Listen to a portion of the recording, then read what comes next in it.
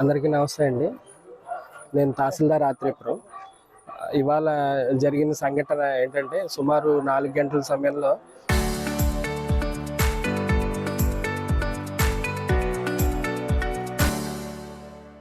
ఈ రాజమండ్రికి చెందిన నలుగురు వ్యక్తులు స్నానానికి అని చెప్పి ఆ బ్యారేజ్ దగ్గర నుంచి లోపల 1 కిలోమీటర్ లోపలికి వెళ్ళి అక్కడ దిగడం జరిగింది. అందులో ఓ వ్యక్తి బయటికి రావడం జరిగింది, కానీ మిగతా ముగ్గురులో ఒక వ్యక్తి చనిపోయిన అతని బాడీని మేము పట్టుకోవడం జరిగింది. మిగతా 2 బాడీలు దొరకలేదు.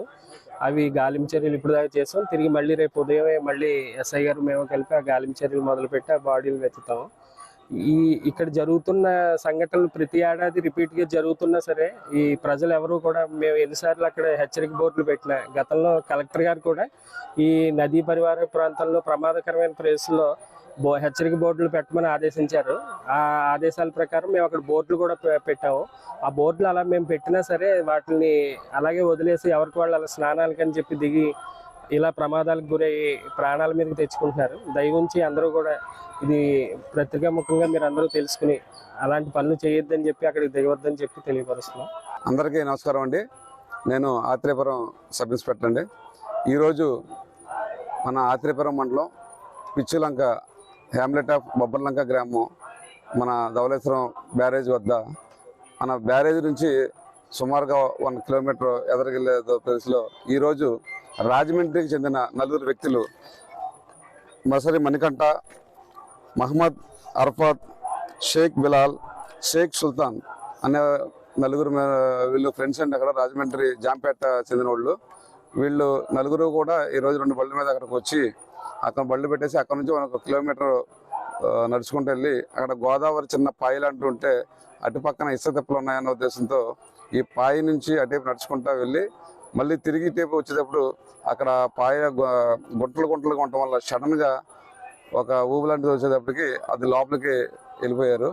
అందులో 4 కూడా మునిగిపోతూ ఉంటుంటే మసరి మణికంఠ అనే అతను లైట్గా ఇతనికి ఈత రావడం వల్ల వెనక ఈదుకుంటూ వచ్చి గట్టిగా కేకలేస్తుంటే ఆ దగ్గరలో ఉన్న పడవ నడిపే అతను గవ్వాలని వచ్చేసి ఇతన్ని లాగడం జరిగింది. ఇంకా అక్కడే మునిగిపోతున్న బిలాల్ అని కూడా ఆ పడవ నడిపి అతను బయటికి లాగేటప్పటికి అతనికి నేను బతుకున్నాడేమో అని చెప్పి సపరేట్ చేసినప్పుడు కూడా అతను చనిపోవడం జరిగింది. అతని యొక్క బాడీని మనం మార్చురికి మనం రాజమండ్రికి పంపించామండి.